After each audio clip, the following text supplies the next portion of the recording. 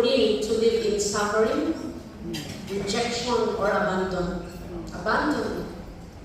Our family situation will not hinder me from flourishing or from enjoying my journey with the Lord.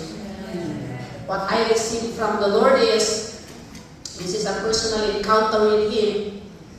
Abiding in Jesus is the secret to a flourishing and fruitful life. I must not allow my situation to change God's perfect plan.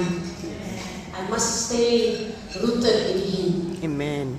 I must be rooted in God's Word because it has the power to prune every obstacles in my life so that I can become fruitful.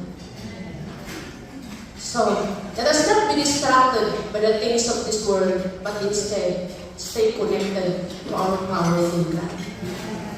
That is my very shortcut testimony. And to God be all the glory. Thank you so much for this conference.